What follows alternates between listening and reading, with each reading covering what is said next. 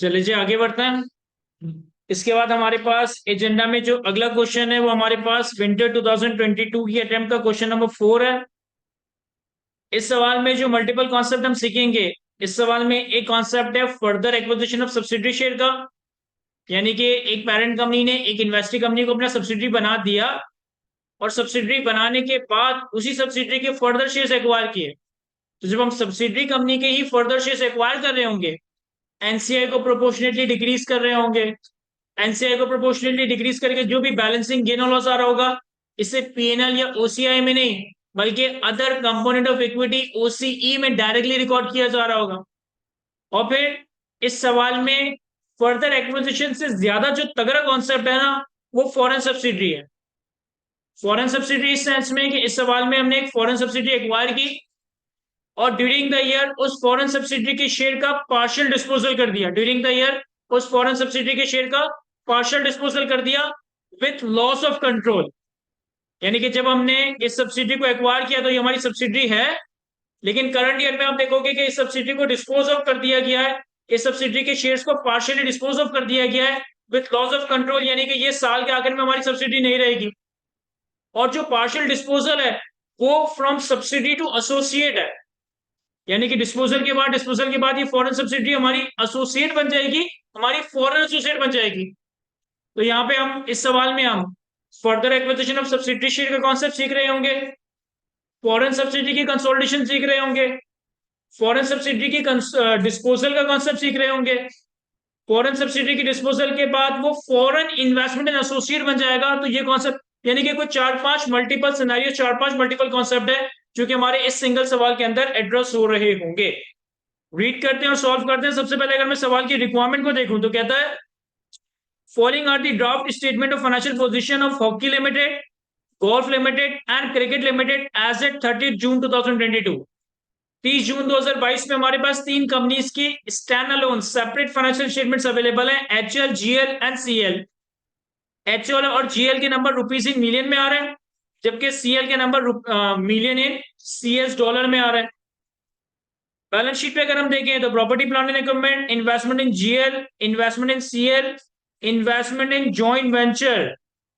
यहाँ पे एक जॉइंट वेंचर भी है और खास बात यह है कि जॉइंट वेंचर पेरेंट के पास नहीं है बल्कि सब्सिडरी के पास है। तो सब्सिडरी ने एक जॉइंट वेंचर में इन्वेस्टमेंट की हुई है। और फिर करंट एसेट्स, फिर हमारे पास share capital, retained earning, net pension liability और अदर लायबिलिटीज।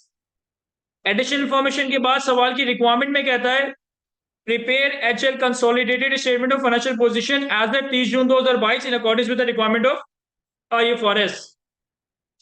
अब one by one information read करते हैं। Point number 1, on 1 July 21, on 1 July 21 यानी कि साल के पहले दिन, करंट ईयर के पहले दिन, on 1 July 21 HL acquired 60% shareholding in GL.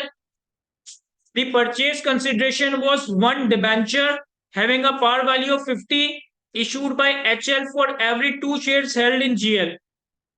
हमने 1 जुलाई 21 पे GL के 60% शेयर्स एक्वायर किए और GL के हर 2 शेयर के बदले अपनी कंपनी का एक डिबेंचर इशू किया। उस डिबेंचर की पार वैल्यू 50 रुपए। The fair value of each share of GL was 24 on that date. These debentures would be redeemed after 6 years at par value. The debentures carry interest of 14% per annum, though the market interest rate for similar debenture was 12% per annum. The issuance of debenture is not yet recorded in the HL books. Annual interest paid on 30 June 2022 was charged to profit and loss. तो यहां पर subsidiary के 60% share issue करने के against हम एक debenture issue कर रहे हैं। मार्केट में इंटरेस्ट रेट 12% चल रहा है, हमने 1.5 शेयर करके 14% कूपन वाला डिबेंचर इशू कर दिया। और पहले तो रिकॉर्ड ही नहीं किया इस डिबेंचर को, हमने इस डिबेंचर को रिकॉर्ड ही नहीं किया, लेकिन जो सूद देना पड़ा, जो सूद पे करना पड़ा, उस सूद को हमने पीएनएल में एक्सपेंस आउट कर दिया है। तो एक अच्छी एडजस्टमेंट है कंसिडरेशन ट्रांसफर के हवाले से कि एरर भी सीखेंगे, एरर की रेक्टिफिकेशन भी सीखेंगे और लायबिलिटी को फेयर वैल्यू पे कैसे मेजर करके सब्सिक्वेंटली अकाउंट फॉर किया जाता है, ये कॉन्सेप्ट हमें यहाँ देखने को मिलेगा। फिर कहता है on acquisition date GL retained earning was 2580 million and the fair value of the GL net asset was equal to the carrying value except the following. GL की एक्विजिशन डेट पे रिटेन अर्निंग अवेलेबल है 2580। सारे net assets की carrying value fair value बराबर है सिवाय इन तीन के। Number one, investment in joint venture had a carrying value of 510 million using equity method and fair value of 680 million. The fair value of investment in joint venture at 30 June 2022 was estimated to be 840 million. कह रहे हैं subsidiary के पास acquisition date पे एक joint venture है जिसकी carrying value 510, acquisition date पे fair value 680 और 30 जून 22 साल के आखिर में fair value 840। Second, land carried in GL books at its cost of 240 million. The land is held by GL for the purpose of building a residential complex. However, HL intend to build a factory on this land. Fair value of the land based on its use as a residential complex and factory is estimated to be 450 and 390 respectively. Sir एक unique adjustment है ये भी। Subsidiary के पास एक जमीन आ रही है 240 million की और सब्सिडरी ने सोचा है कि इस लैंड के ऊपर एक रेजिडेंशियल कॉम्प्लेक्स बनाया जाएगा। लेकिन पेरेंट ये सोच रही है कि रेजिडेंशियल कॉम्प्लेक्स नहीं, हम यहाँ पे फैक्ट्री बनाएंगे। अब एक्विजिशन डेट पे अगर हम ये समझें कि हम यहाँ पर रेजिडेंशियल कॉम्प्लेक्स बनाएंगे तो इसकी फेयर वैल्यू 450 मिलियन है, और अगर हम ये सोचें कि यहाँ पे फैक्ट्री बनाएंगे तो इसकी फेयर वैल्यू 390 मिलियन है।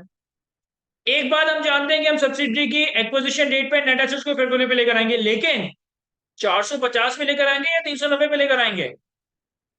सर इसके हवाले से स्टैंडर्ड के एक पैरास में लिखा हुआ है कि जब आप सब्सिडी को एक्वायर करते हो ना, और आपने सब्सिडी को एक्वायर करने से रिलेटेड जहन में ख्याली पुलाव बनाया हुआ है कि हम ये कर देंगे, वो कर देंगे, ये कर देंगे, वो कर देंगे, तो ये सब कुछ एक्विजिशन डेट पे रेलेवेंट नहीं है, ये एक्विजिशन की बात करते रहिएगा।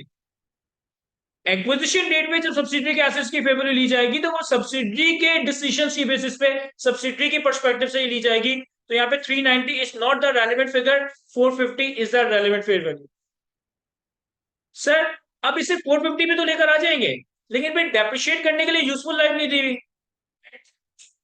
सर लैंड है ये। थर्ड में कहता है net pension liability of 220 million was appearing in the GL books. It was estimated that full settlement of this liability would require net amount of 290 million on the acquisition date. Sir subsidy की balance sheet में एक pension liability भी आ रही है जिसकी value acquisition date पे 220 थी। लेकिन अगर एक्विजिशन डेट पे हम ये देखें ना कि अगर इन लायबिलिटीज को सेटल किया जाए तो हमें कितना पे करना पड़ेगा, तो 290 मिलियन था। क्या करेंगे इसका? क्या 220 पे रहने देंगे या 290 की फेयर वैल्यू पे लेकर आएंगे? सर वैसे तो सारे एसेट और लायबिलिटीज को फेयर वैल्यू पे लाता है, लेकिन कुछ एक्सेप्शंस भी थी, और उन एक्सेप्शन में से एक exception employee benefit obligation as पर IAS 19 था। IAS 19 की अगर ऑब्लिगेशन है तो इसे IAS 19 के हिसाब से ही मेजर किया जाएगा, इसे फेयर वैल्यू पे नहीं लाया जाएगा। तो नेट एसेट्स में भी हमारे पास तीन अच्छी एडजस्टमेंट्स हैं। पॉइंट नंबर 3, ऑन 1 जनवरी 2022, देखो तुम्हारा साल 1 जुलाई 21 से 30 जून 22 है। साल के पहले दिन तुमने सब्सिडी का 60% खरीदा। अब 6 महीने बाद 1 जुलाई 22, 6 महीने बाद further 15% shareholding in GL were acquired for 890 million paid in cash.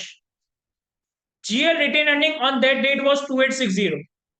तो सर ये हमारे पास सब्सिडी के शेयर्स का फर्दर एक्विजिशन, यानी एनसीआई को 15% प्रोपोर्शनेटली कम किया जाएगा। जो बैलेंसिंग गेन और लॉस आ रहा होगा उसे पीएनएल में रिकॉर्ड नहीं करेंगे, उसे इक्विटी में ले जाएंगे। पॉइंट नंबर 1, 2, 3 ये तीनों पर्टेन करती है। पहली सब्सिडी लोकल सब्सिडी जीएल से पर्टेनिंग जिसका नाम था गोल्फ लिमिटेड। इसके बाद पॉइंट नंबर 4, ऑन 1 जुलाई 2020, इस साल नहीं पिछले साल के पहले दिन HL acquired 80% shareholding in CL, a foreign company, at a consideration of 240 million। सीधी सी एडजस्टमेंट दी है कि पिछले साल के पहले दिन आपने सब्सिडी फॉरेन सब्सिडी का 80% एक्वायर किया $240 मिलियन की कंसिडरेशन पे। On acquisition date CL retained earning were 180 million। On the same date, fair value of CL net asset was equal to their carrying value, except for an office building whose fair value was higher than its carrying value by $10 million with a remaining useful life of 5 years. एक आसान से हमारे पास fair value adjustment है जो कि pertain करती है ऑफिस बिल्डिंग से इसकी 10 साल की लाइफ। पॉइंट नंबर 5 में यूनिक बात, ऑन 1 जुलाई 2021 हमारे साल के पहले दिन HL dispose of 50% share holding. इस 80% में से हमने 50% बेच दिया, यानी कि पार्शियल डिस्पोजल हो गया। 80 में से 50 बेच दिया तो 30 रह गया, यानी कि partial disposal from subsidy to associate बन गया। और खास बात यह है कि ये फॉरेन सब्सिडी से फॉरेन एसोसिएट बन रहा है, जो कि अपने आप में एक यूनिक बात है। Leaving 30% with HL in cash against cash consideration of 215 million which was credited to PL which was credited to retain earning. यहां भी हमने डिस्पोजल को गलत रिकॉर्ड किया, जो भी कैश आया उसे रिटेन अर्निंग में क्रेडिट कर दिया। However, HL still retains significant influence in CL. On the date of disposal, the fair value of CL share and CL retained earning were 25 per share and 210 million respectively. तो जिस वक्त ये partial disposal हुआ उस दिन shares की fair value और retain earning का बैलेंस बता रहा। The exchange rate पर CS dollar R S follow. अब इन्होंने हमें 1 जुलाई 2020 जब हमने सब्सिडी को खरीदा था, 30 जून 2021 या 1 जून 21 यानी कि लास्ट ईयर एंड या करंट ईयर के पहले दिन, 30 जून 22 इस साल के आखिर में, पिछले साल का एवरेज और इस साल का एवरेज, तो मल्टीपल हमारे पास एक्सचेंज रेट्स दिए हैं। कहता है company value the non controlling interest on the acquisition date at its proportionate share of the fair value of the subsidy net identifiable asset. और हमारी ख्वाहिश है कि हम एनसीआई को fair value of net assets पे मेजर कर रहे होंगे। तो एक अच्छा कॉम्प्रिहेंसिव तगड़ा सवाल है सर, रीड करें इसे फिर हम इसे सॉल्व करते हैं। सिर्फ रीड करें हम लोग इसे एक दफा दोबारा से, फिर मैं इसे सॉल्व करता हूं।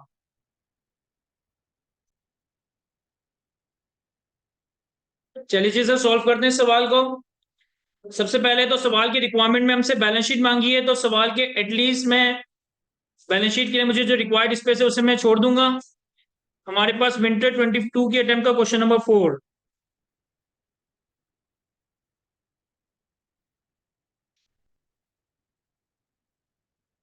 हमारे पास पेरेंट कंपनी का नाम है हॉकी लिमिटेड।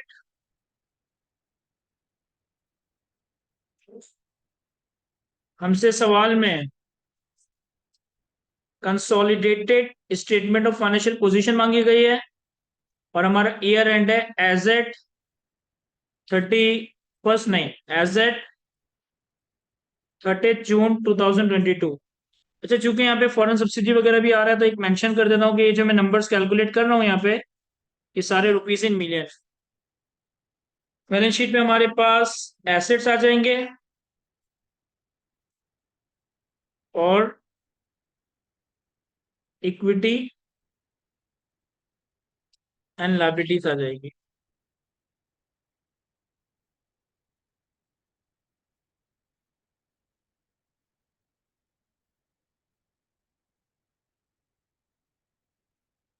अब सबसे पहली वर्किंग मैं ग्रुप रिजर्व के नाम से रिजर्व कर दूंगा, वर्किंग 1।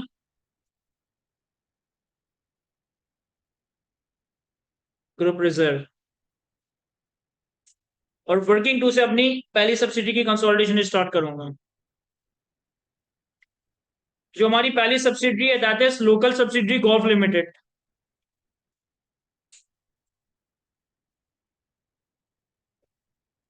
कुछ बेसिक वर्किंग जो हमें हर हाल में कंसोलिडेशन में बनानी पड़ती है। Number 1, changes in net assets.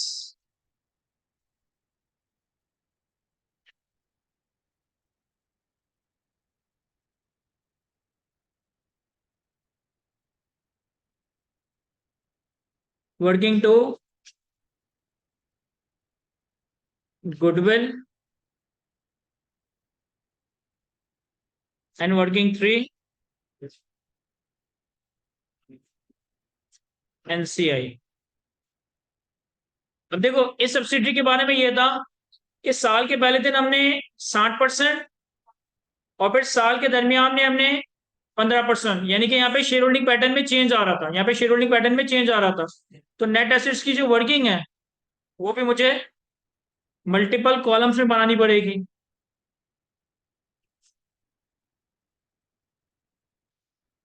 First July 21 acquisition date पे हमारी शेयर होल्डिंग 60% थी।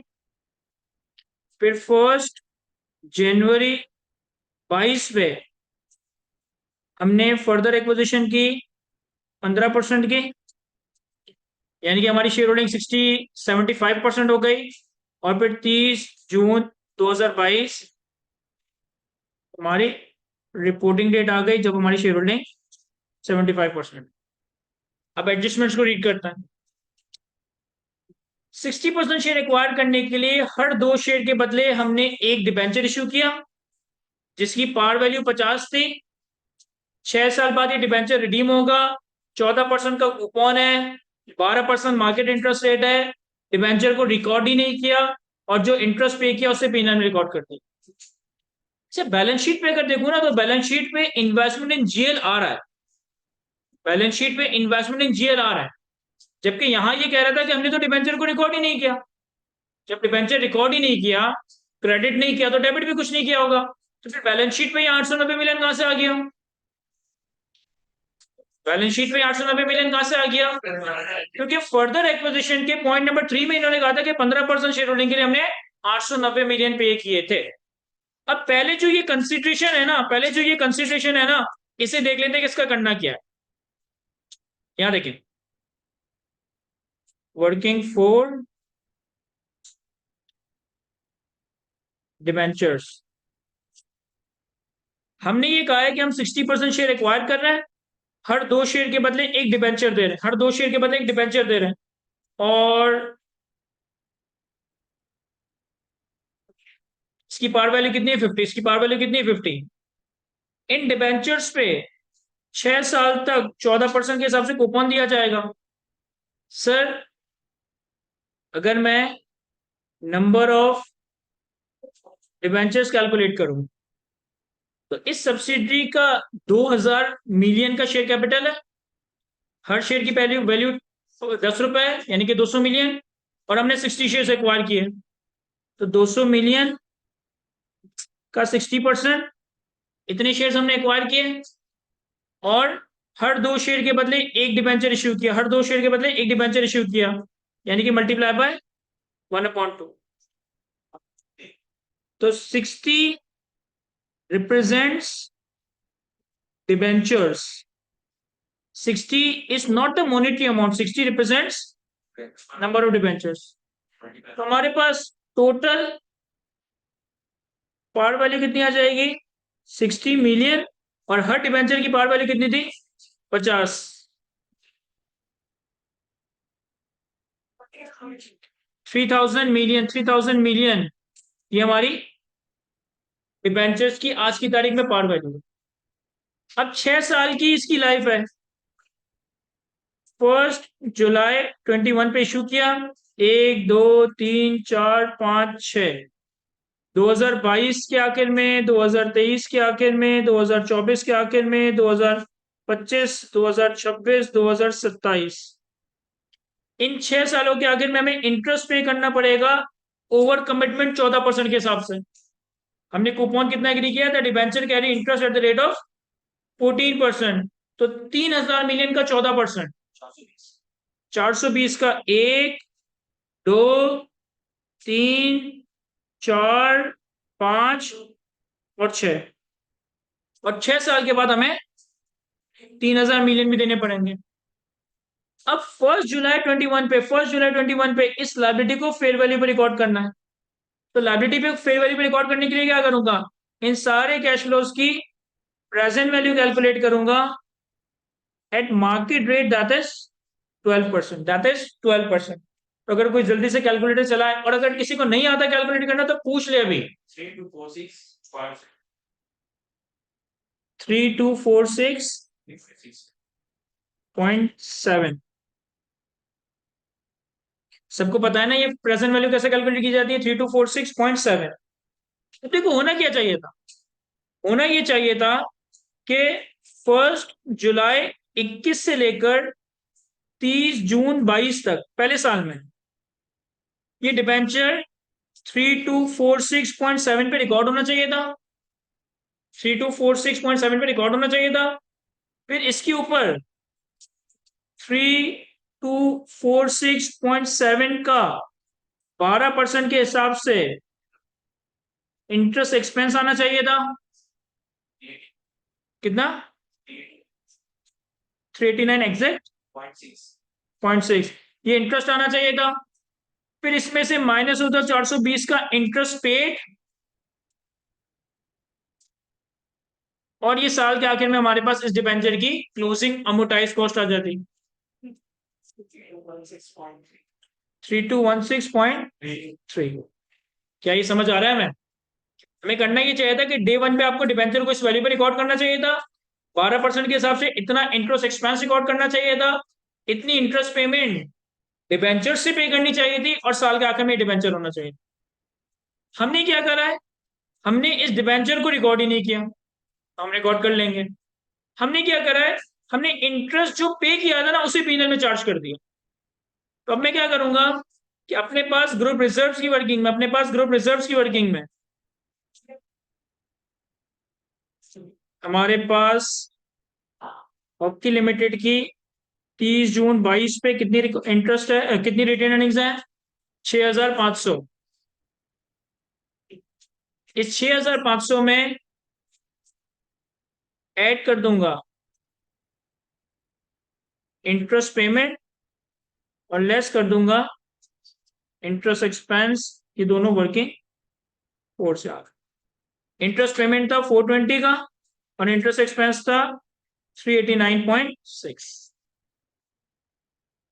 क्या ये समझ आ रहा है? मैं जो मैंने पे किया था और एक्सपेंस आउट कर दिया, गलत एक्सपेंस था मैंने अंडू कर दिया, जो मुझे रिकॉर्ड करना चाहिए था रिकॉर्ड नहीं किया मैंने, इसे रिकॉर्ड कर दिया।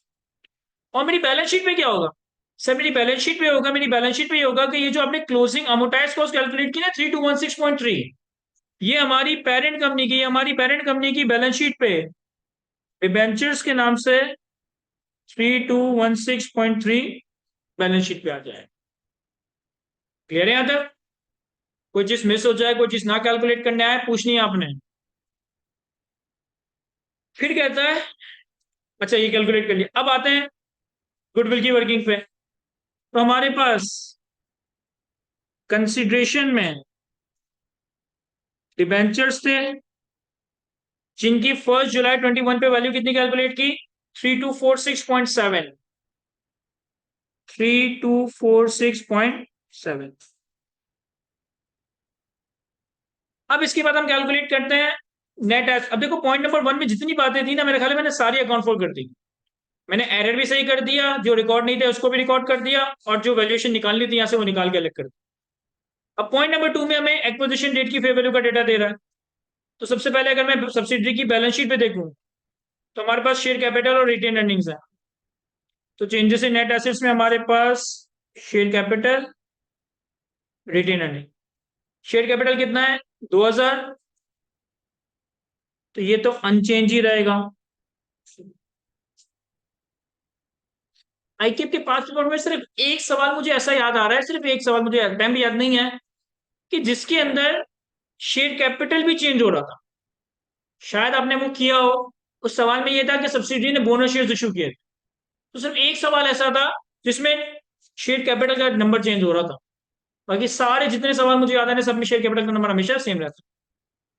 रिटेन अर्निंग का बैलेंस है 3280 at the reporting date, 3280 at the reporting date. अब एडजस्टमेंट नंबर 2, जब हमने सब्सिडी को एक्वायर किया उस वक्त इसकी रिटेन अर्निंग थी 2580। तो 2580 और 3 फेयर वैल्यू एडजस्टमेंट्स थी। Number 1 investment in joint venture जिसकी कैरिंग वैल्यू 510, फेयर वैल्यू 680। तो हमारे पास fair value adjustment joint venture 680 minus 510 170। उसके बाद फेयर वैल्यू एडजस्टमेंट लैंड, कौन सी फेयर वैल्यू लेंगे 450 की, और कैरिंग वैल्यू कितनी थी 240। तो 450 माइनस 240 210। इसके बाद पेंशन,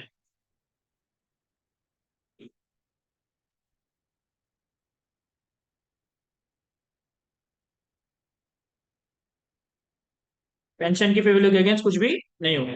तो ये हमारे पास नेट एसेट्स की fair value at acquisition date आ जाएगी 4960। इन्होंने सवाल में कहीं बताया था कि हम एनसीआई को प्रोपोर्शनेट शेयर पे रखना चाहते हैं, तो इसका मतलब है कि कंसिडरेशन से लेस कर दूं fair value of net asset acquired 4960 multiply by 60%,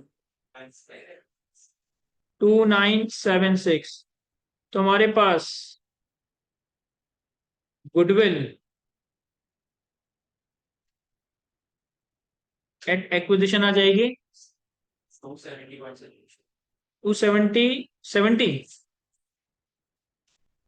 270.7। ठीक है सर, एनसीआई एट एक्विजिशन का नंबर भी आता हो तो कैलकुलेट कर लेता हूं। एनसीआई एट एक्विजिशन कितना होगा, नेट एसेट से हमारे पास 4960 के multiply by 40%, 1984।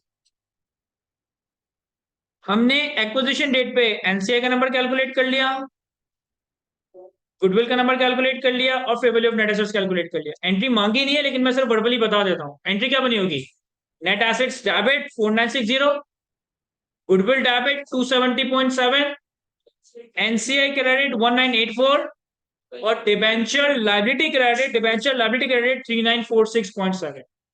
Net assets debit, goodwill debit, NCI credit और डिबेंचर पेबल क्रेडिट। फिर इसके बाद क्या हुआ, इसके बाद 1 जनवरी 22 पे हमने 15% मजीद शेयर होल्डिंग एक्वायर की 890 मिलियन में, और उस दिन रिटेन अर्निंग थी 2860 मिलियन। उस दिन रिटेन अर्निंग थी 2860 मिलियन।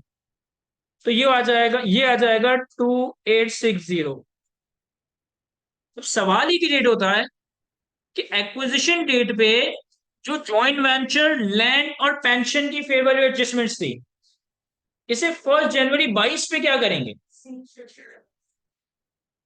1 जनवरी 22 पे इसका क्या करेंगे। सर लैंड तो सेम ही रहेगा क्योंकि लैंड डेप्रिशिएट नहीं होगा, पेंशन तो था ही नहीं, zero. Fair value adjustment of joint venture का क्या करेंगे,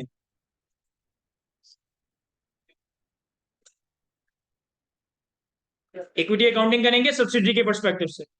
इक्विटी अकाउंटिंग करेंगे सब्सिडी के पर्सपेक्टिव से।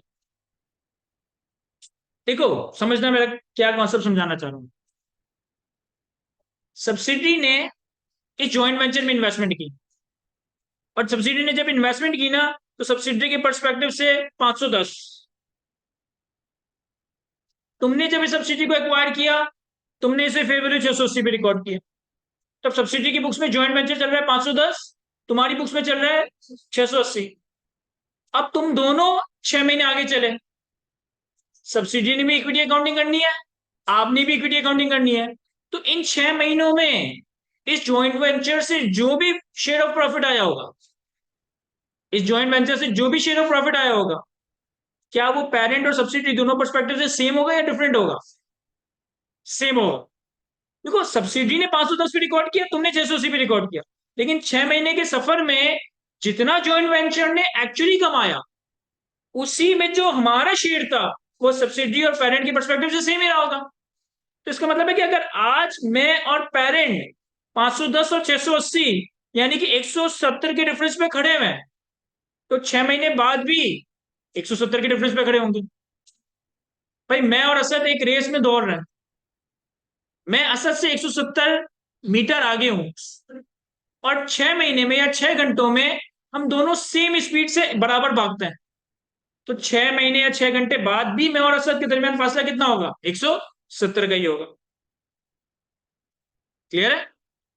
ये हमारे पास नेट एसेट एट 1 जनवरी 22 आ गया।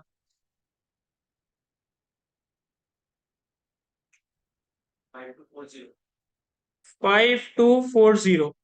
सर हमारे पास शुरू के 6 महीने में चेंजेस इन नेट एक्विजिशन या पोस्ट एक्विजिशन नंबर कितना आया, 280। इस 280 में से 60% पेरेंट का है, 40% एनसीआई का है। तो 280 का 60-40 168 और 112।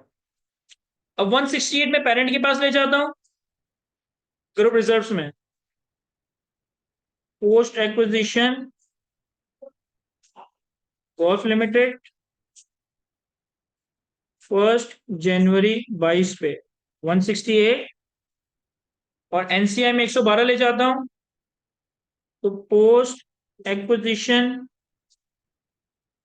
1 जनवरी 22 पे 112। हमने नेट एसेट्स के नंबर को 1 जनवरी 22 पे पहुंचा दिया। गुडविल में तो मेरे ख्याल इम्पेयरमेंट का कोई जिक्र था ही नहीं ना इस सब्सिडी का, नहीं, तो गुडविल का नंबर तो अनचेंज रहेगा। और एनसीआई के नंबर को भी 1 जनवरी 22 पे पहुंचा दिया। कितना? 1984 प्लस 112 20। अब हमने क्या करा कि सब्सिडी के 15% मजीद शेयर एक्वायर किए 890 के। तो इस केस में क्या होगा, जब अपने एनसीआई जो कि अभी 40% को रिप्रेजेंट करती है 15% खरीदा, तो एनसीआई 15% से कम होगा, और फिर एनसीआई रह कितना जाएगा? 25%। तो हमें यहां क्या करना है सर, हमें एनसीआई को प्रोपोर्शनेट डिक्रीज करना है। कैसे करेंगे? 2096 multiply by 15 divided by 40। Directly इसे 15% से मल्टीप्लाई मत कीजिएगा, क्योंकि एनसीआई रिप्रेजेंट्स 40%, उस 40% में से आपने 15% खरीदा है, तो it should be multiply by 15 divide by 40%। कितना? 786। 786 से एनसीए कम होने के बाद 1 जनवरी 22 पे ही एनसीए का नंबर बन जाएगा 1316। अच्छा, अब ये जो हमने प्रोपोर्शनेटली एनसीए को डिक्रीज किया, अगर मैं इसकी जनरल एंट्री पूछूं 10, ये जो हमने 15% शेयर होल्डिंग खरीदी, इसकी एंट्री क्या होती है सर? इसकी एंट्री होती है कि आपके पास से कैश गया 890 मिलियन का, इस सवाल में बताया हुआ था और बैलेंस शीट में भी आ रहा था। आपने एनसीआई कम की तो एनसीआई डेबिट होगी 786 से, और जो यहाँ बैलेंसिंग आ रहा है ये पीएनएल में नहीं जाएगा, ये ओसीआई में नहीं जाएगा। मैं इसलिए बता रहा हूं कि ओसीआई में नहीं जाएगा, ओसीआई में नहीं जाएगा क्योंकि ये तो बैलेंस शीट का सवाल है। लेकिन अगर पीएनएल का भी सवाल होता, इनकम स्टेटमेंट का सवाल भी होता, तो उसी ओसीआई में नहीं दिखाते, ये डायरेक्टली आपकी ओसीई अदर कंपोनेंट ऑफ इक्विटी में जाएगा। कितना? 104। हाथों हाथ प्लॉट कर देता हूं, भूल ना जाऊं। ग्रुप रिजर्व्स में एक ओसीई का कॉलम बना देता हूं, फर्दर एक्विजिशन ऑफ जीएल पे 104। ठीक है। अब इसके बाद क्या होगा सर? इसके बाद इस सब्सिडी में कोई खास बात नहीं बची, इसके बाद सब्सिडी में कोई खास बात नहीं बची, तो इन नंबर्स को मुझे बैलेंस शीट डेट पे लेकर आना है। अब जब बैलेंस शीट डेट पर लाऊंगा तो जॉइंट वेंचर और लैंड और पेंशन की फेयर वैल्यू एडजस्टमेंट्स का क्या करूंगा सर? जब इन 6 महीनों में कोई चेंज नहीं आया तो बाकी के 6 महीनों में भी ये 170 और 210 ही रहेगा। तो net assets at reporting date 30 जून 2022 कितने हो गए? 5660। नेट एसेट्स में 1 जनवरी 22 से 30 जून 22 कितना चेंज आया? 420। और अब ये जो 420 है ये 200 में टूटेगा, 60-40 नहीं, 75% और 25%, 315 और 315 पेरेंट में लेकर जाएंगे यानी कि ग्रुप रिजर्व्स में, तो पोस्ट एक्विजिशन जीएल 30 जून 22 315 और 105 एनसीए में ले जाएंगे, तो पोस्ट एक्विजिशन 30 जून 22 105। ये हमारे पास एनसीआई का फाइनली 30 जून 22 पे नंबर आ जाएगा 1310 और 105 1415। ये हमारी इस सब्सिडी से पर्टेनिंग एनसीआई की वर्किंग कंप्लीट हो गई। गुडविल में तो कुछ था ही नहीं। यहाँ पे जो दो फेयर वैल्यू एडजस्टमेंट्स हैं ये कंसोलिडेशन में बैलेंस शीट पे भी जाएगा, ये प्लॉट नहीं किया बाद में याद नहीं रहता। Fair value adjustment joint venture में कितना? 170, तो सब्सिडी के जॉइंट वेंचर में ऐड कर दिया मैंने 170। और फेयर वैल्यू जिसमें लैंड में कितना है 210। तो सब्सिडरी के प्रॉपर्टी प्लांट एंड इक्विपमेंट में ऐड कर दिया मैंने। जॉइंट वेंचर की फेयर वैल्यू गिवन है सवाल में। जबरदस्त। सर एक इंफॉर्मेशन आपने मिस कर दी। अगर आप पॉइंट नंबर 2 का पहला बुलेट देखें, investment in joint venture at a carrying value of 510 million using the equity accounting and fair value of 680 at the acquisition rate. The fair value of the investment in joint venture at 30 June 2022 was estimated at 840 million। ये 840 given है sir. एक important बात याद रखिएगा, जब आप subsidy को acquire करते हो ना, जब आप सब्सिडी को एक्वायर करते हो तो एक्विजिशन डेट पे हम सब्सिडी के एसेट्स को फेयर वैल्यू पे लेकर आ जाते हैं, लेकिन रिपोर्टिंग डेट पे इन एसेट्स को आंख बंद करके फेयर वैल्यू पे नहीं लाते हैं। रिपोर्टिंग डेट पे फिर उन एसेट्स और लायबिलिटीज को ग्रुप की पॉलिसी के हिसाब से मेजर किया जाए। अब जॉइंट वेंचर एज पर IAS 28 इक्विटी अकाउंटिंग होगी। जॉइंट वेंचर एज पर IAS 28 इक्विटी अकाउंटिंग होगी। जिस वक्त तुमने सब्सिडी को एक्वायर किया उस दिन की फेयर वैल्यू पे कैपिटलाइज किया, उस दिन की फेयर वैल्यू जॉइंट वेंचर के पर्सपेक्टिव से कॉस्ट बन गई, लेकिन सब्सिक्वेंटली उस पर इक्विटी अकाउंटिंग ही अप्लाई होनी है। और सब्सिक्वेंटली जब उस पर इक्विटी अकाउंटिंग हुई तो share of profit he record होगा, फेयर वैल्यू पे नहीं आएगा वो, फेयर वैल्यू पे नहीं आ रहा होगा वो।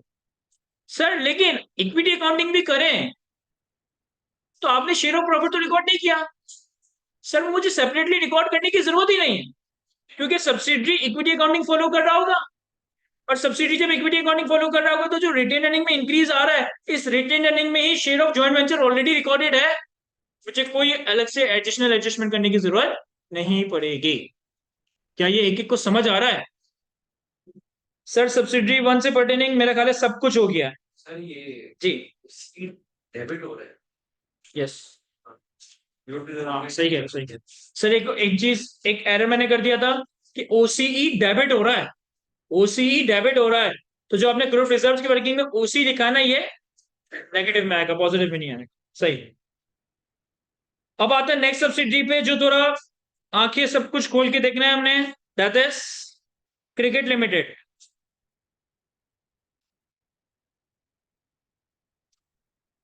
अब यहाँ पे चूंकि फॉरेन करेंसी के इन्वॉल्वमेंट्स हैं, तो आपने करेंसी ट्रांसलेशन में बड़ा ध्यान से वर्किंग करनी है और कोशिश करें कि जो करेंसी इस्तेमाल करें ना वो एक एक प्रॉपर्ली मेंशन कर दें। यहाँ देखें,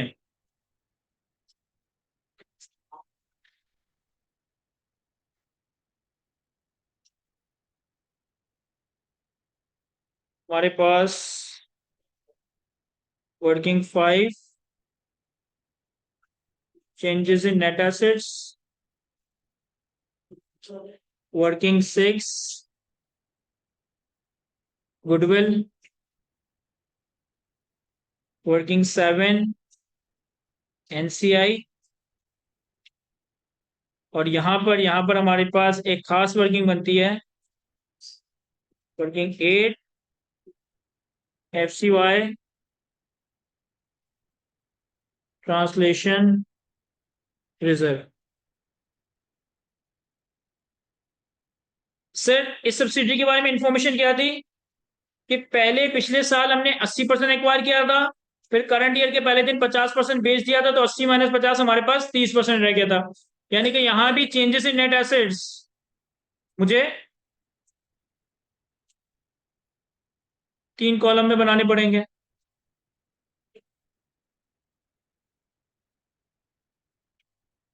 फर्स्ट जुलाई 2020, 1 जुलाई 2021 और 30 जून 2022। ये एक्विजिशन डेट है, ये डिस्पोजल डेट है, और ये रिपोर्टिंग डेट है। इस वक्त हमने 80% खरीदा, फिर 50% बेच दिया, तो हमारे पास 30% रह गया।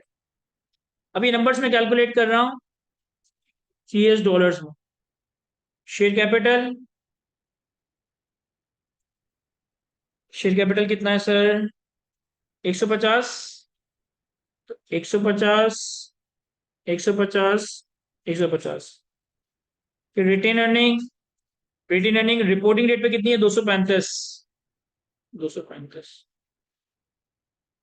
फिर इन्होंने बताया पॉइंट नंबर 4 में, on 1 July 20 company acquired 80% share holding in CL at a consideration of 240 million, at a consideration of 240 million. तो अगर गुडविल में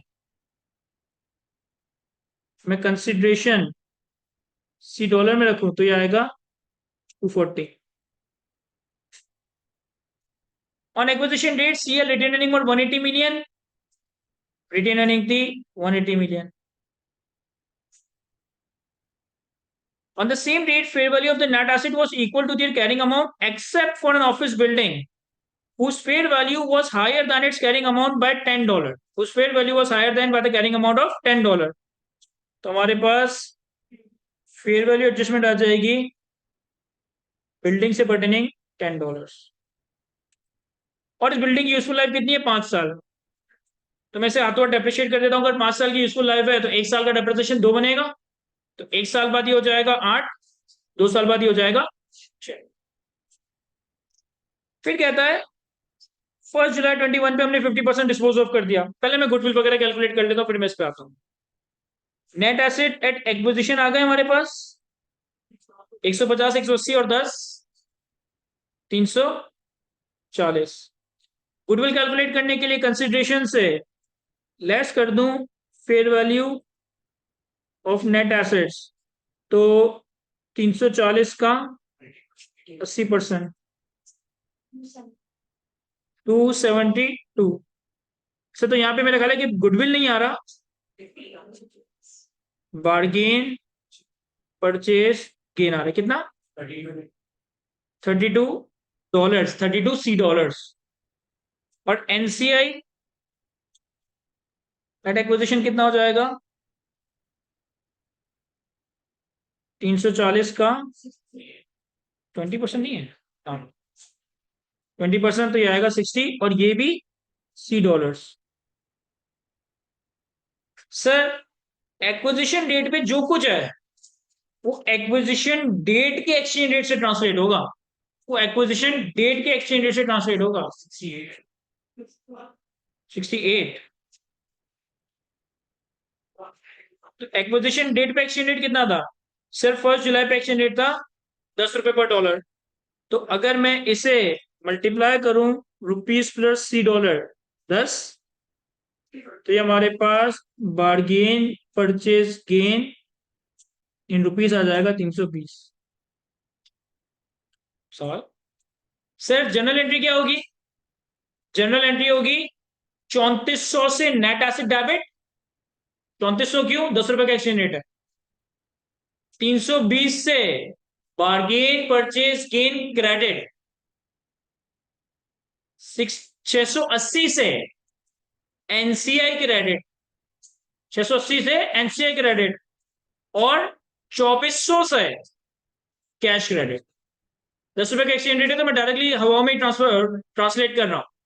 नेट एसेट 3400 से डेबिट, बार्गेन परचेज गेन 320 से क्रेडिट, कंसिडरेशन 2400 से क्रेडिट, और एनसीआई 680 से credit. Sir balance sheet पे क्या रिकॉर्डेड है? सर बैलेंस शीट पे 2400 ही रिकॉर्डेड है, यानी बैलेंस शीट पे कोई रिट्रांसलेशन या फेयर वैल्यूएशन नहीं हुई। ये सब कुछ तो हो गया। इसके बाद on 1 July 2021 HL disposed of 50% shareholding, leaving 30% with HL in CL against a cash consideration of $215 million, which was credited to retain earning upon receipt। ये गलत रिकॉर्ड किया हुआ है। However, HL still retains significant influence in CL. On the date of disposal, fair value of the CL is 25 per share and the retained earning is 210 per share, 210 million. मैं इस पूरे para में फिलहाल मेरे लिए सिर्फ 210 मिलियन को relevant consider मतलब अभी उठा रहा हूं, क्योंकि पहले इसको डिस्पोजल डेट पे लेकर तो आ जाऊं, फिर डिस्पोज ऑफ करूंगा। तो हमारे पास net assets at disposal date आ जाएगा 368। यहां ना सिर्फ ये फॉरन सब्सिडी के केस में कि यहाँ पे आप changes in net asset calculate करें, बेहतर है कि डायरेक्टली ये वाला काम ना उसके अंदर कर लें, एफसीवाई रिजर्व्स की वर्किंग में। देखो, एफसीवाई ट्रांसलेशन रिजर्व्स की दो वर्किंग बनती है। एक FCY translation reserves relating to goodwill और एक FCY translation reserves relating to net asset other than goodwill. तो यहाँ पे तो गुडविल है ही नहीं, तो एक ही वर्किंग बनेगी नेट एसेट्स की। अब हमारे पास एट 1 जुलाई 20 पोस्ट एक्विजिशन 2021 और एट 30 जून 21।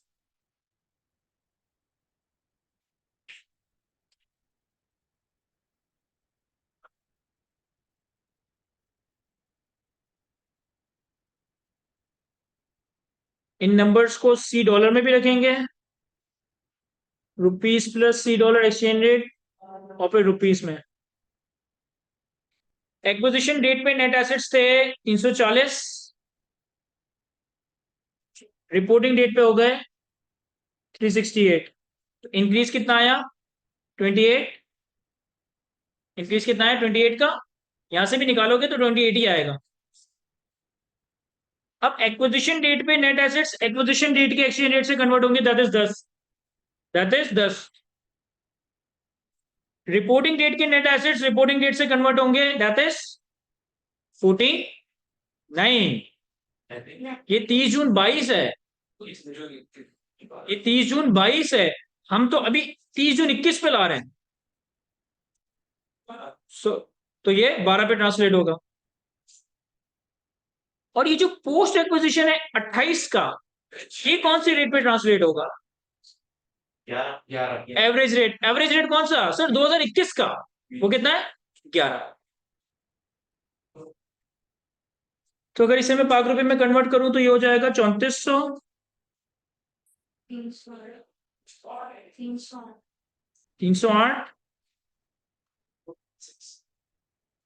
4416। अब यहाँ पे हमारे पास एफ सी वाई रिजर्व आ गया, बैलेंसिंग 1324। अब 708 है, तो 1324 क्या है? 708।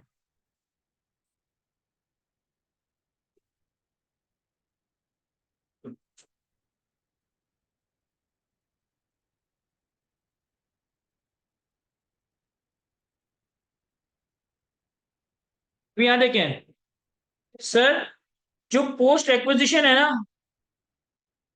कितना? 308। इसके भी दो हिस्से होंगे, 80%, 20%। और जो एफ सी वाई रिजर्व है ना, दैट इज 708। इसके भी दो हिस्से होंगे, 80%, 20%। करो जरा 80-20 जल्दी से। 246.4, 61.6। और 708 का 80-20 566.4, 141.6। अब सारी चीजों को अगर मैं पहले पहुंचा दूं रेलिवेंट जगहों पर, देखो नेट एसेट्स तो अभी तक सही चल रहा है, ये तो खत्म हो चुका है क्योंकि बार्गेन परचेज गेन में ग्रुप रिजर्व में नहीं ले गया था। तो हमारे पास bargain purchase gain Cricket Limited 320, ये 320 पीकेआर में कन्वर्टेड था, 320 पीकेआर में कन्वर्टेड था। इसके बाद यहां अगर देखें तो हमारे पास पोस्ट एक्विजिशन पेरेंट का 246.4,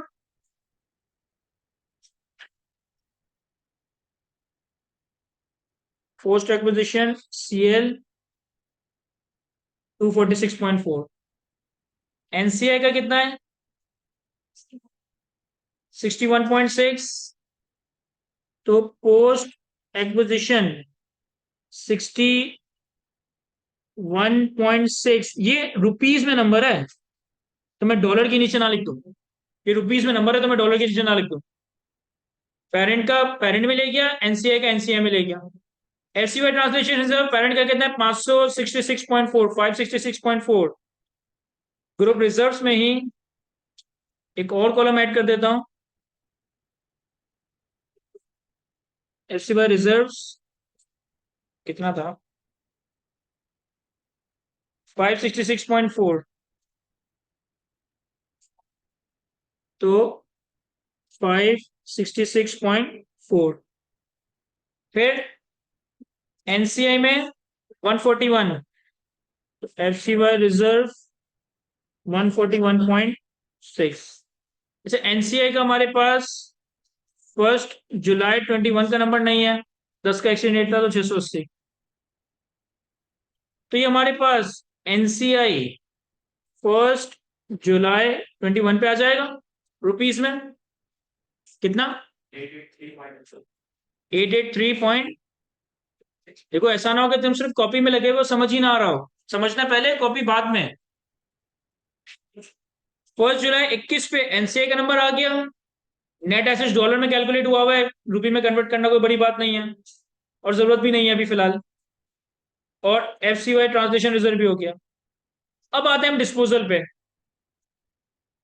कहते हैं 1 जुलाई 21 पे 50% शेयर होल्डिंग बेची 215 मिलियन की, जो पैसा आया उसे रेटेड अर्निंग में रिकॉर्ड कर दिया। अगर मैं सही है, एक्विजिशन डेट पे सीएल के शेयर की फेयर वैल्यू $25 है और रिटेन अर्निंग 210 थी। सर मैं डिस्पोजल की एंट्री बनाता, देखो डिस्पोजल की एंट्री क्या बनेगी, वर्किंग 9,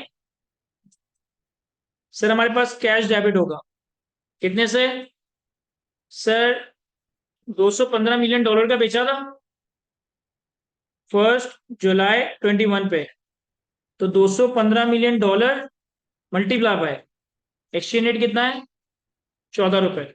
ऐसा तो नहीं है बहुत तेज तेज मूव कर रहा हूँ यहाँ से वहां, समझ आ रहा है ना मैं, ₹14, तो 215 multiply by 14, sorry sorry sorry sorry sorry, ये तो 22 है, बाहर ले लेंगे, 2580। फिर हमारे पास इन्वेस्टमेंट इन एसोसिएट डेबिट कितने से, सर सीएल की टोटल शेयर कैपिटल है 150 का, $10 की $10 की पार वैल्यू है, इसका मतलब है कि 15 मिलियन शेयर्स हमारे पास रह गए 30%, हमारे पास रह गए 30%, और पॉइंट नंबर 5 में बताया था कि हर शेयर की वैल्यू कितनी है 25, और एक्सचेंज रेट 12, 15 मिलियन का शेयर कैपिटल, 30% शेयर हमारे पास है, हर शेयर की वैल्यू $25, और एक्सचेंज रेट 12 का कितना 1350। जब सब्सिडी नहीं रही तो इसकी एनसीआई खत्म हो जाएगी, जब सब्सिडी नहीं रही तो इसके नेट एसेट्स खत्म हो जाएंगे, जब सब्सिडी नहीं रही तो इसकी गुडविल खत्म हो जाती है, लेकिन गुडविल है ही नहीं, तो एनसीआई डेबिट होगा जितना एनसीआई था 883.2, 883.2, नेट एसेट्स कितना है, सर नेट एसेट्स 368 को 12 से मल्टीप्लाई कर सकते हैं, अदरवाइज हमने यहां भी लिखे थे वैसे 4416, सब कुछ सही किया है, कैश डेबिट किया, इन्वेस्टमेंट इन एसोसिएट डेबिट किया, एनसीआई डेबिट किया, नेट एसेट क्रेडिट किया, तो मेरे पास गेन या लॉस आ जाएगा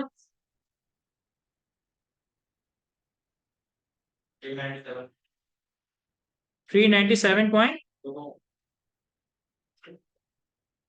सर रिपीट कर रहा हूं मैं ये एडजस्टमेंट, 80% में से 50% शेयर होल्डिंग बेचे $215 मिलियन के, तो 215 मिलियन इंटू 12 कैश डेबिट हुआ, इन्वेस्टमेंट इन एसोसिएट 30% जो रह गया वो इन्वेस्टमेंट इन एसोसिएट बन गया, इसे फेयर वैल्यू पे लेकर आ गया, एनसीआई जितना था पीकेआर में डीरिकॉग्नाइज कर दिया, नेट एसेट जितने थे पीकेआर में डीरिकॉग्नाइज कर दिए, गुडविल होता तो उसे भी डीरिकॉग्नाइज कर देता, और गेन बैलेंसिंग नंबर के तौर पे पीएनएल में रिकॉर्ड कर दिया। एक और चीज जो आपने शायद इससे पहले किसी सवाल में नहीं देखी होगी, जब एक सब्सिडी के ऊपर जो कि फॉरेन सब्सिडी हो उसके ऊपर ट्रांसलेशन रिजर्व रिकॉर्ड करता है, तो उसे ओसीआई में रिकॉर्ड करके बैलेंस शीट पे एफसीवाई रिजर्व बना देता है, हमारे पास जब पीएनएल का सवाल आता है तो प्रॉफिट आफ्टर टैक्स के बाद हम ट्रांसलेशन रिजर्व को अदर कॉम्प्रिहेंसिव इनकम में दिखाते हैं, ऐसा ही है ना। और बैलेंस शीट पे वो एफसीवाई ट्रांसलेशन रिजर्व में चला जाता है। I-21 में लिखा है कि जब आप उस सब्सिडी को बेच दोगे, जब आप उस सब्सिडी को बेच दोगे, तो जितना भी उस फॉरेन सब्सिडी पे एफसीवाई रिजर्व है, ये आपका पीएनएल में रिसाइकल हो जाएगा, ये आपका पीएनएल में रिसाइकल रिक्लासिफाई हो जाएगा। तो इसका इंपैक्ट क्या होगा सर? इसका इंपैक्ट ये होगा कि इस सब्सिडी पे आपने 708 में से अपना हिस्सा 566 एफसीवाई ट्रांसलेशन रिजर्व के नाम पे रिकॉर्ड किया था, ये रहा। अब जब ये सब्सिडी ही बेच दी, ये सब्सिडी बेच दी, तो हम इसे रिसाइकल कर देंगे, यहां से खत्म करके रिटेन अर्निंग में लेकर आ जाए। क्या ये बात समझ आ रही है? मैं क्योंकि वो सब्सिडी नहीं दी तो अब इसका रिजल्ट खत्म हो जाए। और गेन तो मैंने रिकॉर्ड किया ही नहीं, गेन ऑन सीएन कितना था? गेन 397.2। और कुछ है जो रिकॉर्ड करना है?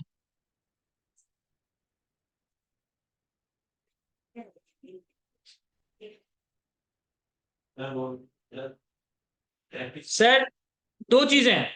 एक ने कहा कि सर डेप्रिसिएशन बिल्डिंग का, नहीं, डेप्रिसिएशन बिल्डिंग का रिकॉर्ड नहीं करना। क्यों? क्योंकि अगर आप गौर करो ना, तो रिटेन अर्निंग में इंक्रीज आया है 30 का, रिटेन अर्निंग में इंक्रीज आया है 30 का, और डेप्रिसिएशन कितना था? 2। तो 30 और 2 28 ही तो हमारा इंक्रीज निकला था। तो इस 28 के अंदर वो डेप्रिसिएशन अकाउंट फॉर हो गया था, आपको सेपरेटली नहीं करना। हाँ, एक एरर था जो इन्होंने किया था, इन्होंने कहा था कि जो हमें प्रोसीड मिली है ना, वो हमने रिटर्न अर्निंग में रिकॉर्ड कर दी है। तो ये गलती कर दी थी इन्होंने। कितनी थी प्रोसीड्स? सर प्रोसीड्स थी हमारे पास 2580। तो प्रोसीड्स को मैं रिवर्स करूंगा, डिस्पोजल प्रोसीड्स 2580 रिवर्स।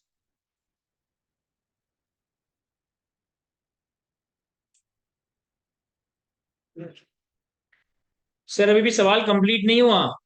इसके बाद अब ये इन्वेस्टमेंट इन एसोसिएट बन गया। मैं कुछ मिस तो नहीं कर रहा? गेन रिकॉर्ड कर दिया, इन्वेस्टमेंट एसोसिएट को देखेंगे, एनसीडी रिकॉग्नाइज हो गया, कैश सही कर दिया, यह सब कुछ हो गया। अभी हमारे पास वर्किंग 10 इन्वेस्टमेंट इन एसोसिएट।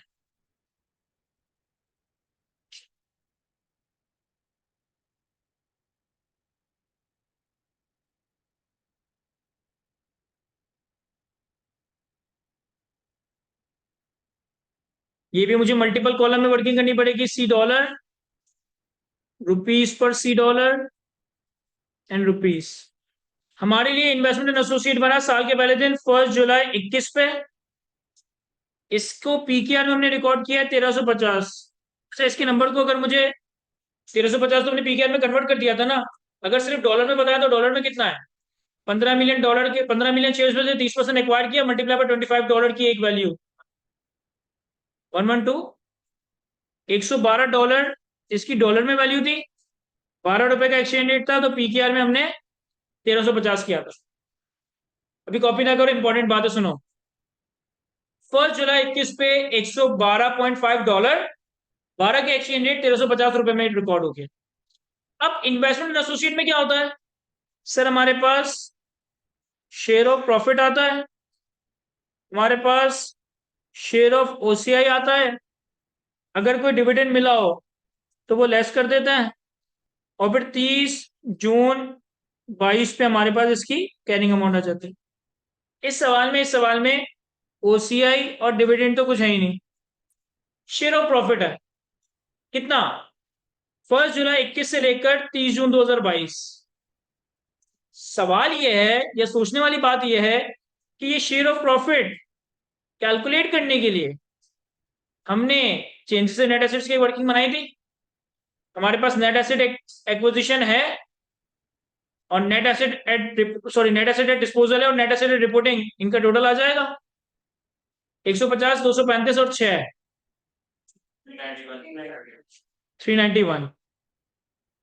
तो अब ये जो इस साल का share of profit from associate calculate करना है, ये 391 और 368 का डिफरेंशियल ले लो। ये 391 और 368 का डिफरेंशियल ले लो, या कुछ और? सर सिर्फ रिटेन अर्निंग का है। देखो ऐसा क्यों? जब आपने इसे सब्सिडी बनाया था ना, तो इसके वो एसेट्स जो कि फेयर वैल्यू पे नहीं थे, आपने इसे फेयर वैल्यू पे मेजर कर लिया। सब्सिडी तो अपनी एडजस्टमेंट्स कर रहा है, आप कंसोल्ट बुक्स में इसके डेप्रिसिएशन को अलग चला रहे हो। लेकिन अभी आपकी सब्सिडी नहीं है, अभी आपकी इन्वेस्टमेंट इन एसोसिएट बन गई है, और इन्वेस्टमेंट इन एसोसिएट को आपने डे वन पे ऑलरेडी फेयर वैल्यू पे रिकॉर्ड कर दिया। तो ये जो डे वन पे इसकी फेयर वैल्यू गिवन है सवाल में, इसका इसके अंदर सारी फेयर वैल्यू एडजस्टमेंट ऑलरेडी हुई है। हमें एसोसिएट बनाने के बाद क्या करना है? सिर्फ हमें शेयर ऑफ प्रॉफिट यानी कि रिटेन अर्निंग का इंक्रीज देखना है। ये इंक्रीज नहीं, ये वाला इंक्रीज। तो कितना आया है? 235 और 210 का फर्क, तो ये आ जाएगा 235 माइनस 210, और हमारा इसका कितना है? 30%। एक मिनट,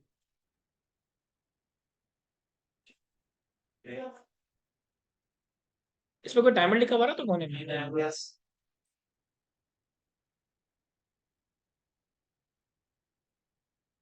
तो जब टाइमर आ रहा था तो बता दो ना सर। हमारे पास 235 माइनस 210 इंटू 30%, 30% ही है ना हमारे पास? यस, 7.5। अच्छा, इसे भी 12 के ट्रांसलेट पर कर देंगे? नहीं, ये 2022 का शेयर ऑफ प्रॉफिट है, ये 2022 का शेयर ऑफ प्रॉफिट है, तो 2022 के एक्सचेंज रेट पे ट्रांसलेट होगा, और वो कितना है? 13, 97.5। अब डॉलर टर्म में 30 जून 22 पे इन्वेस्टमेंट एसोसिएट कितनी है? 112.5 प्लस 7.5, 120, 120। लेकिन 30 जून 22 पे जो ये ट्रांसलेट होगी, ये 30 जून 22 के रेट से होगी, वो कितना है? 14। तो ये आ जाएगा 1680। और यहां पे भी हमारे पास एक FCY रिजर्व बैलेंसिंग कैलकुलेटर, 232.5। बस अब इस चीजों को प्लॉट करना है। 97.5 share of profit working 10, 97.5 share of profit from GL working 10। FCY reserve कितना था इसका? 232.5। ये ऑलरेडी 30% हुआ हुआ, इससे मजीद 30% नहीं करना। सब कुछ देख लिया हमने सर, ये देख लिया, ये देख लिया, ये सारी चीजें हो गई हैं। यस, तो हमारे पास रिटेन अर्निंग का क्लोजिंग, OCE का क्लोजिंग, FCY ट्रांसलेशन। OCE का क्लोजिंग आ रहा है 104 नेगेटिव,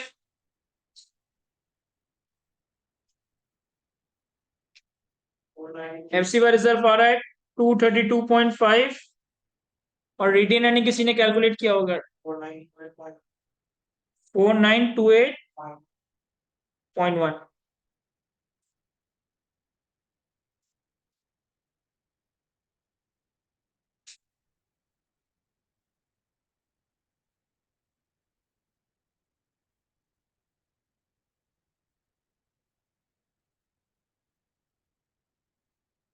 सिक्स जीरो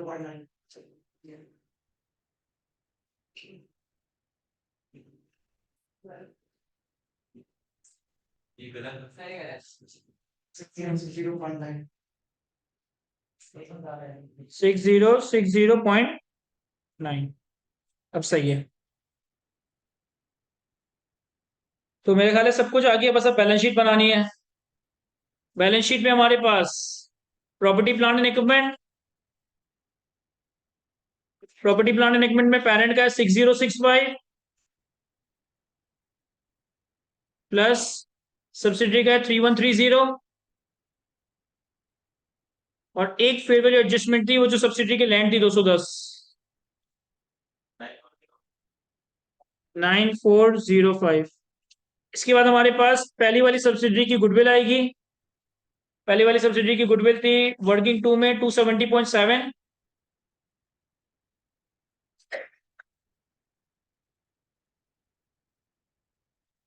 फिर हमारे पास इन्वेस्टमेंट इन जीएल और इन्वेस्टमेंट सीएल नहीं आएगा, लेकिन इन्वेस्टमेंट इन सीएल एस जेबी आएगा। इसका नंबर हमने सबसे वर्किंग 10 में कैलकुलेट किया था।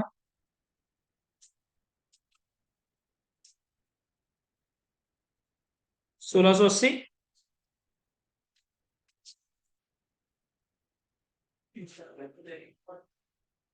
इसके बाद करंट एसेट्स में कोई एडजस्टमेंट नहीं थी।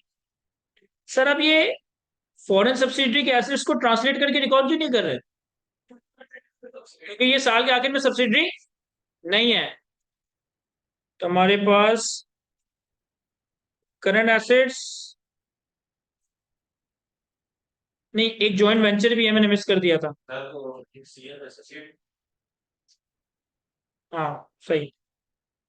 ये सीएल आपकी जॉइंट वेंचर नहीं है, ये एसोसिएट है। और आपकी सब्सिडरी के पास एक जॉइंट वेंचर था, इन्वेस्टमेंट इन जेवी। कितना? 650 और 170। 770 या 820।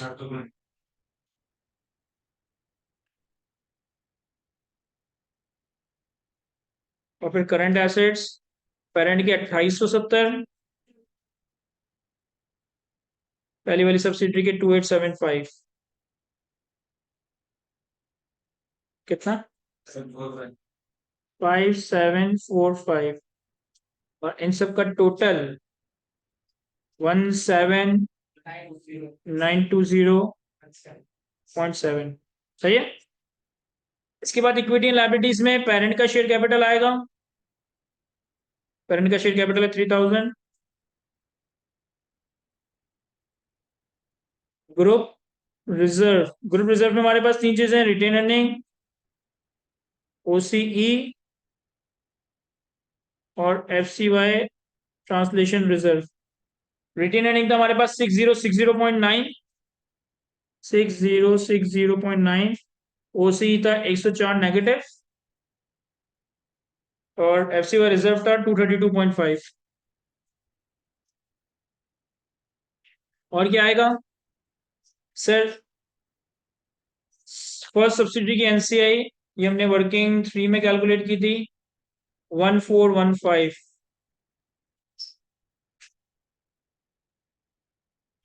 फिर नेट पेंशन लायबिलिटी,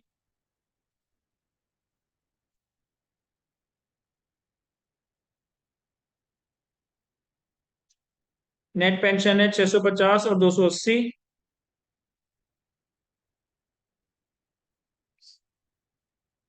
930। एक हमारे पास डिबेंचर की लायबिलिटी रिकॉर्ड करनी थी हमें, जिसका हमने नंबर कैलकुलेट कर रखा था 3216.3।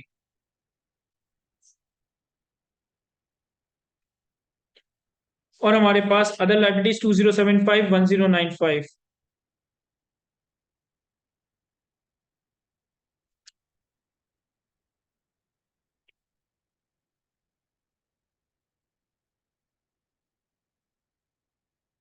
कितना? क्या ये टाई कर रहा है? जी ऐसे ही कर दिया, बन रहा है बाकी में।